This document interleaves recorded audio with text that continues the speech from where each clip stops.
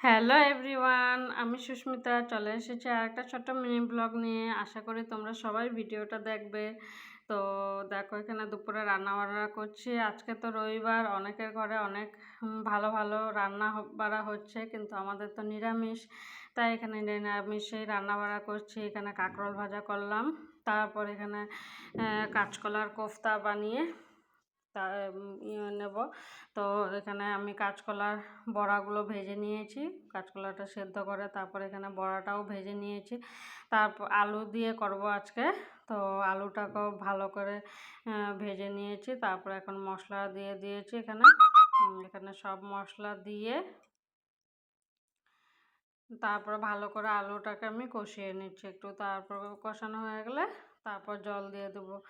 আর কাঁচকলার তরকারি এমনি খেতে ভালো লাগে না, এভাবে বড়া বানিয়ে খেলে তাও মানে ভালো লাগে। তো আলুটা মোটামুটি সিদ্ধ হয়েছে, পুরো সিদ্ধ হয়নি। তো আর একটু সিদ্ধ করার জন্য কিছু সময় আবার ঢেকে রেখে দেবো। তো কিছু সময় ঢেকে রেখেছিলাম আবার। তো এখন দেখে নেবো আলুটা সিদ্ধ হয়েছে কি না। তো আলুগুলো দেখো একটু ভেঙে ভেঙে গিয়েছে, তার মানে আলুটাও সেদ্ধ হয়ে গেছে। এখন বড়াগুলো দিয়ে দেবো। বড়াগুলো দিয়ে একটু গরম মশলা দিয়ে তারপরে কিছু সময় রেখে নামিয়ে নেব।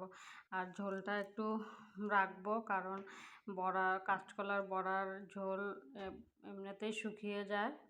তো এখানে সবগুলো বড়া দিয়ে দিলাম। বড়াটা দিয়ে একটু নেড়ে চেড়ে এখানে গরম মশলাও দিয়েছিলাম, ওটা আর দেখানো হলো না। আর অনেকটা গরম পড়েছে, তো তাই মানে রান্না করতেও বেশি ভালো লাগে না, তাই দুই পদে বানালাম আজকে। তো দেখো কাঁচকলার তরকারিটা কমপ্লিট। কেমন হয়েছে ভিডিওটা অবশ্যই কমেন্ট করে জানাবে।